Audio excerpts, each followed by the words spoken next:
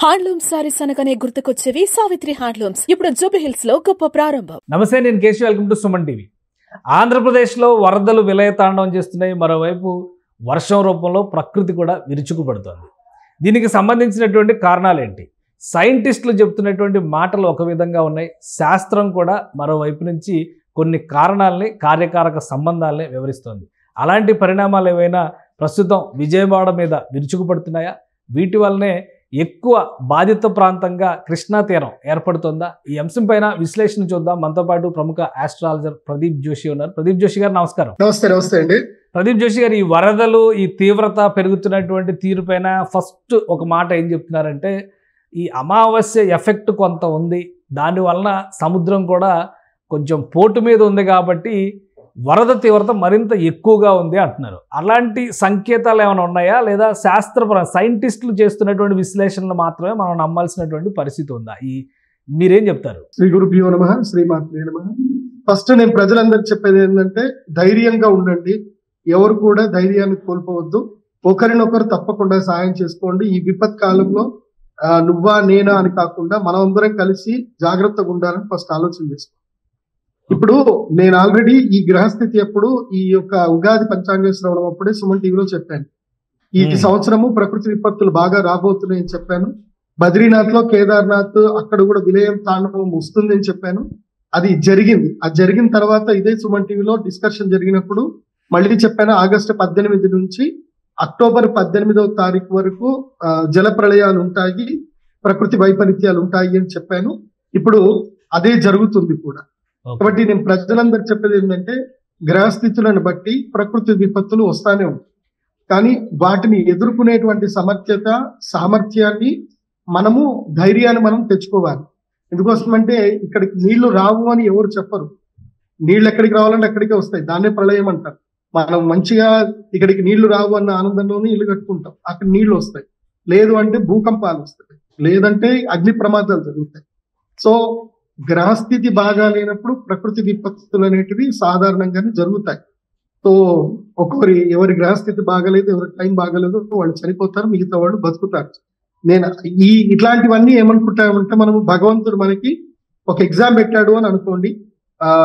భగవంతుడు మనకు పరీక్ష పెట్టాడు, మనం ఒక్కరికొకరు ఎంత సాయం చేసుకుంటాము, మనలో మానవత్వం ఎంత ఉంది అనేది భగవంతుడు మనకి టెస్ట్ పెట్టాడు అని చెప్పేసి అనుకుంటాం. కానీ ఇప్పుడు గ్రహస్థితి విషయాన్ని దృష్టిలో పెట్టుకొని చూస్తే, వరుసగా గత 3-4 రోజులుగా జరుగుతున్నటువంటి భారీ వర్ష సూచనలు, వరదలు ఊహించిన విధంగా ఆంధ్రప్రదేశ్ తెలంగాణ మధ్య రోడ్ సిస్టమ్స్ కూడా డిస్కనెక్ట్ అయిపోయినాయి కంప్లీట్గా.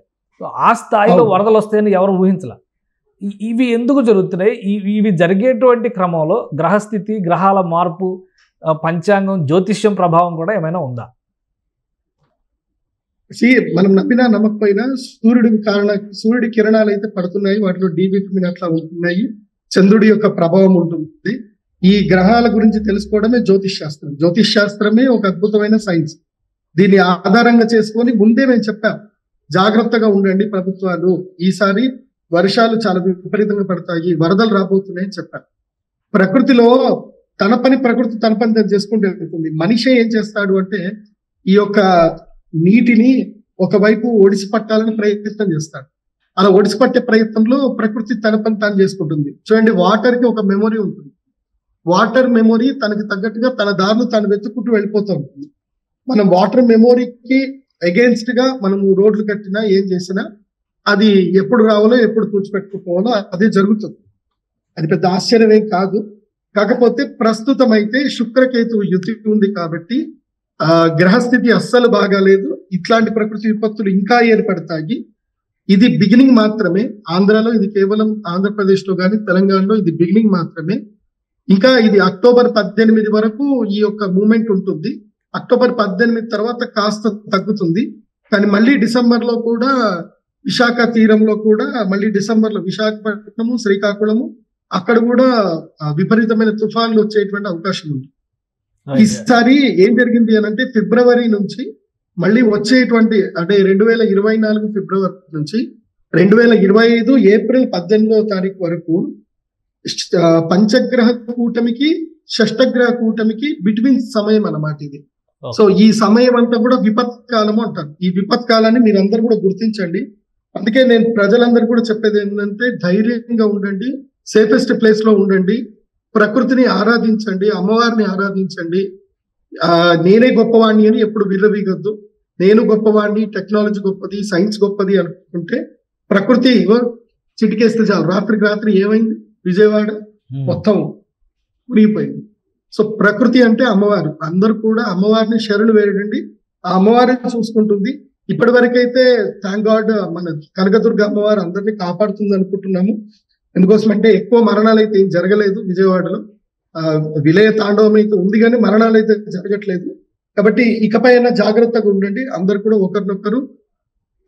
గ్రహ కూటమి ప్రభావం అంటే పంచగ్రహ కూటమి కావచ్చు, షష్టగ్రహ కూటమి కావచ్చు, మీరు అన్నదాని ప్రకారం ప్రభావం తీవ్రత తగ్గాలంటే రెమెడీస్ ఇంకేమైనా ఉన్నాయా? ఓన్లీ ఇదేనా? ప్రకృతి ఆరాధన అనేది ఒక రెమెడీగా చెప్తున్నారు మీరు, ఇంకేమైనా ఉన్నాయా? రెమెడీ అంటే యజ్ఞ యాగాదులు చేయడమే, ప్రకృతికి శాంతి చేయడానికి సంబంధించిన యజ్ఞ యాగాదులు చేయడమే. పూర్వకాలంలో భాస్కరాచార్యులు అనే ఆయన పెద్దవారు ఉండేవారు. ఆయన సమయంలో ఇలా విపత్తు వస్తే కృష్ణానదిని దారి మలిచింది కూడా ఆయన్నే. అది ఇప్పటికి కూడా మనకి సౌభాగ్య భాస్కర భాష్యం అనే ఒక గ్రంథంలో ఉంది. అది మన ఆంధ్రప్రదేశ్ లో రాజమండ్రిలో మన యొక్క ప్రాంతం లోపల కోస్తా బ్రాహ్మణులు మంచి మంచి మహాపండితులు ఉండేవాళ్ళు. సో ఇప్పుడు కూడా అందరికీ చెప్పేది ఏంటంటే యజ్ఞ యాగాదులు చేయండి, ప్రకృతిని శాంతిపరచాలి అని అంటే ఒకటే మార్గం, యజ్ఞ యాగాదులు చేయడం. ఆ యజ్ఞ యాగాదులు చేస్తేనే ఆ ప్రకృతి ప్రళయం అనేది, విలయం అనేది ఆగిపోతుంది. ఎందుకోసం అంటే మన కంట్రోల్లో ఉన్నది ఏదీ లేదు. ఈ ప్రకృతిని కంట్రోల్ చేయాలంటే వేదము, శాస్త్రం, దాని ద్వారా యజ్ఞ యాగాదులు చేస్తే బాగుంటుంది. నేను గౌరవ ముఖ్యమంత్రి చంద్రబాబు నాయుడు గారు చెప్పేది ఏంటంటే మీరు తొందరగానే ఏదైనా ఒక మంచి యజ్ఞం చేయండి, ప్రకృతి శాంతించాలని చెప్పి. అది చేస్తే గనక తప్పకుండా ఈ ఉధృతి అనేది తగ్గుతుంది. వరుణయాగమే చేయాలి. వర్షాలు కురవడానికే కాదు, వర్షాలు ఆగడానికి కూడా ఇంద్రుని ప్రార్థన చేయాలి. ఇంద్రుని ప్రార్థన చేసి ఆ అమ్మవారిని, జగదంబ అయినటువంటి అమ్మవారిని ప్రార్థన చేస్తే ఈ వర్షాలు కూడా తగ్గుతాయి, మళ్ళీ నార్మల్ లైఫ్ అందరూ కూడా రాగలుగుతారు. రైట్. శాస్త్రవేత్తలు కూడా ఒక రీజన్ చెప్తున్నారు, సముద్రం బాగా వేడి మీద ఉంది, దానికి కొన్ని రకాల ఉష్ణోగ్రతలు పెరిగాయి సముద్రంలో, ఈ కారణంగా వస్తున్నటువంటి వరదలను కూడా కనీసం యాక్సెప్ట్ చేయట్లేదు, దానివల్లనే వరద స్థాయి ఎక్కువగా ఉంది అంటున్నారు. సో ఆ కోణంలో చూసినప్పుడు సైంటిస్టులు చెప్పే మాటని నమ్మడానికి వీల్లేదా? సైన్స్ ఈజ్ నథింగ్ బట్ ఏదో మనకి ఒక త్రూ ఎవిడెన్స్ చూపించడానికి చెప్తారు. మనము ఎవ్రీ యాక్షన్ కు ఒక రియాక్షన్ ఉంటుంది. మనం ఇంత గ్లోబల్ వార్మింగ్ చేస్తున్నాము, మనం ఇష్టం వచ్చినంత వెహికల్స్ నడిపిస్తున్నాము, ఇష్టం వచ్చినంత వేడి పెంచుతున్నాము. అండ్ ఇంకోటి ఏంటంటే ఇల్లు చక్కగా కట్టుకుంటున్నారు కానీ డ్రైనేజ్ సిస్టమ్ ఎవరు సరిగ్గా చేసుకోవట్లేదు. ఈ మధ్య మనం చూస్తున్నాం, హైడ్రా చేంజ్ చేస్తుంది బఫర్ జోన్ అని చెప్పి మొత్తం అందరినీ ఇళ్ళని కూల్చేస్తుంది. ఎవరెవరో ఇష్టంగా కళ్ళలు చదువుదామని కట్టుకుంటున్నారు. గవర్నమెంట్ పర్మిషన్ ఇచ్చింది అని చెప్తున్నారు, అయినా సరే ఇల్లు కూడా కొట్టేస్తున్నారు. సో ఇవన్నీ కూడా ఆయా ప్రభుత్వాలకి ప్రణాళికలు ఉండాలి. వాటర్ కి ఒక వేవ్ ఆఫ్ మెమొరీ ఉంటుంది, అది బాగా గుర్తు పెట్టుకోండి. వాటర్ మెమొరీని గనక మనం సరిగ్గా క్యాప్చర్ చేసుకొని మన ఇల్లు సరిగ్గా కట్టుకుంటే మనం బాగుంటాం. కానీ వాటర్ మెమొరీని సరిగ్గా క్యాప్చర్ చేయకుండా, వాటర్ మూవ్మెంట్ సరిగ్గా మనం చూసుకోకుండా కట్టుకుంటే ఇదే పరిస్థితులు ఉంటాయి. ఇప్పుడు తగ్గినట్టుగా చూడొచ్చా? ఇప్పుడు ఈ 2-3 రోజుల్లో మళ్ళీ ఈ రోజుకి కాస్త శాంతించింది, విజయవాడ పరిసర ప్రాంతాల్లో కూడా వర్షం పడడం లేదు, కాకపోతే వాతావరణం మాత్రం మేఘావృతం అయి ఉంది, చల్లగా ఉంది అంటున్నారు. ఎగువను వర్షాలు పడి వరద తీవ్రత పెరిగితే తప్పితే ప్రస్తుతానికి గండం లేదు, కష్టం లేదు అంటున్నారు. ఇంకేమన్నా ఉన్నాయా దీనికి సంబంధించి మాట్లాడడానికి? ఇప్పటికి ఇంకా వర్షాలు తగ్గలేదు. నేను చెప్తాను కదా, అక్టోబర్ 18వ తారీఖు వరకు ఇలాగే వర్ష తీవ్రత ఉంటుంది. ఈ పైన తుంగభద్ర ఇంకా నేను చెప్తాను చూడండి, కర్నూలులో ఒకసారి విపత్తు వచ్చింది. అప్పుడు కూడా ముందుగానే మేము సూచించాము. ఇప్పుడు కర్నూలులో కూడా తుంగభద్ర కూడా విపత్తు రాబోతుంది. ఇప్పుడు కర్నూలుని జాగ్రత్త పెట్టుకోండి. కర్నూలులో ఒకప్పుడు తుంగభద్ర మొత్తం ముంచేసింది, మళ్ళీ అదే పరిస్థితి రాబోతుంది. కర్నూలు ప్రజలు కూడా జాగ్రత్తగా ఉండండి. ప్రభుత్వానికి కూడా మొదలే చెప్తున్నాను, ఇప్పుడు తుంగభద్ర కూడా పెరగబోతుంది. ఎందుకోసమంటే మనకి వెస్టర్న్ ఘాట్స్ లో వర్షాలు బాగా పడ్డాయనుకోండి, తుంగభద్ర డ్యామ్ నిండుతుంది. తుంగభద్ర అక్కడి నుంచి వస్తుంది, భద్రావతి నది, తుంగా నది అక్కడి నుంచి వస్తాయి. అక్కడి నుంచి వరద ఎక్కువ పెరిగిపోయి గేట్లు ఎత్తేసారనుకోండి, ఇది ఇప్పుడు విజయవాడకు వచ్చిన పరిస్థితి మళ్ళీ కర్నూలుకి వస్తుంది. ఆల్రెడీ లాస్ట్ టైం కర్నూలులో ఇలాంటి వరదలే వచ్చాయి. అది కాకుండా ఇప్పుడు ఈ గోదావరి నదికి సంబంధించి ఏదైతే కనుక కృష్ణానదికి కానీ గోదావరి నదికి కానీ ఏవైతే ఇంకా సబ్స్టిట్యూట్ ఇంకా మార్గాలు ఇంకెక్కువగా అన్వేషించాలి. ఇప్పుడు నాగార్జున సాగర్ వదిలిపెట్టగానే మొత్తం అన్ని మునిగిపోతుంది. ఇంకా సబ్స్టిట్యూట్ మార్గాలు అన్వేషించాలి, ఇంకా సరికొత్త రిజర్వాయర్స్ ఏమైనా కట్టేది ఉంటే ప్రయత్నాలు చేయాలి. కానీ మాత్రం ఇది మాత్రం తగ్గేదైతే లేదు. ఇప్పుడు ఇంకా తగ్గది ప్రకృతి విపత్తులు. అంటే తెలుగు రాష్ట్రాలకి ఒకటే అంటారా, మిగతా ప్రాంతాలకు కూడా ఉందా? దేశం అంతా కూడా ఇలానే లేదు, అన్ని ప్రాంతాలు కర్ణాటకలో కూడా ఉన్నాయి.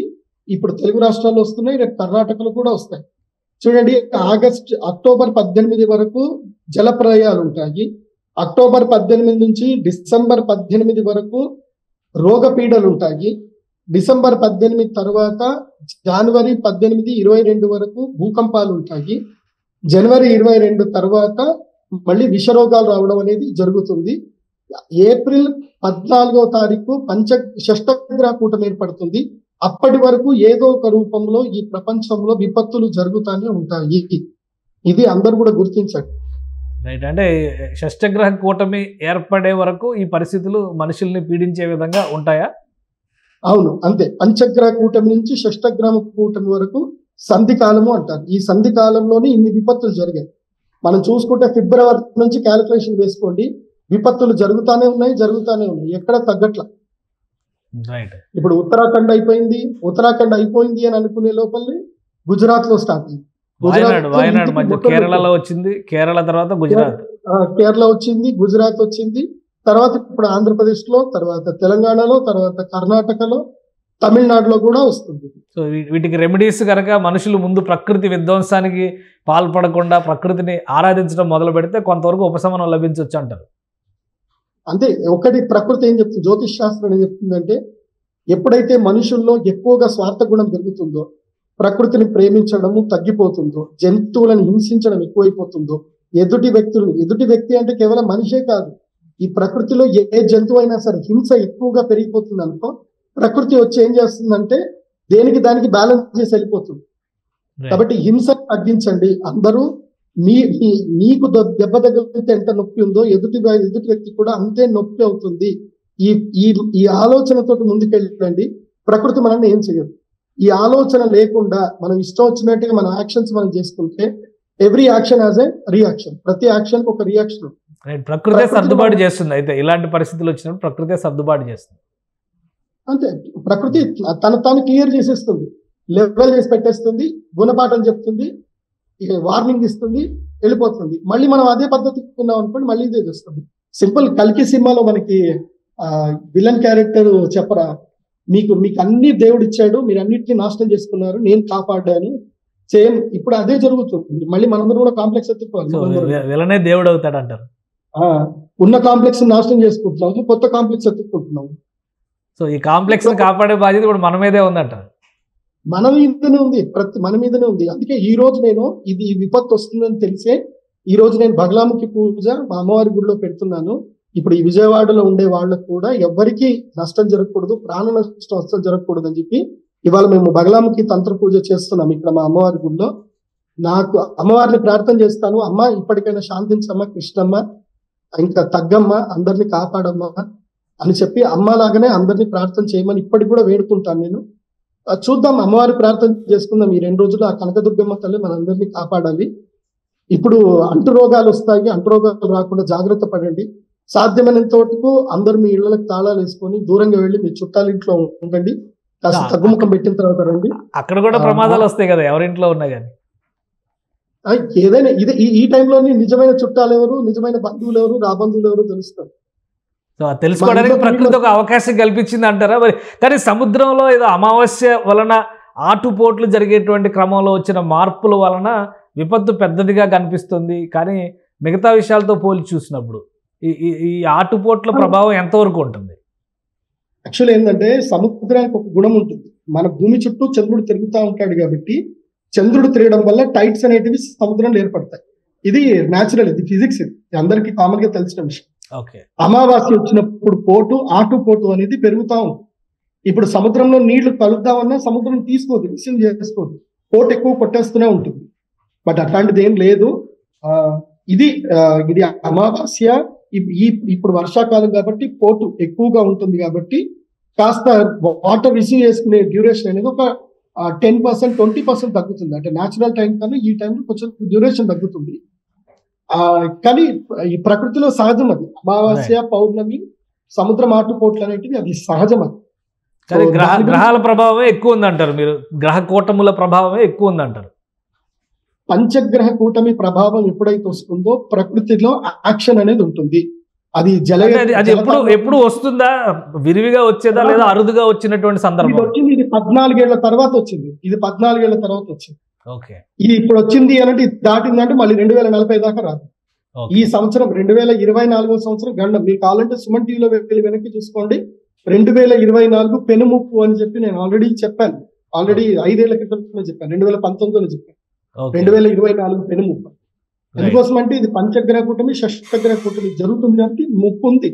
ముప్పు ఉన్నంత మాత్రాన మనం ఏం చేయలేం. ప్రకృతిని మనం ఎదుర్కోలేం. మనం అమ్మవారిని ధ్యానం చేసుకోవడం తప్ప ప్రకృతిని మనం అరచేయబెట్టి మనం ఆపలేము. అది ఎవరి వల్ల సాధ్యం కాదు.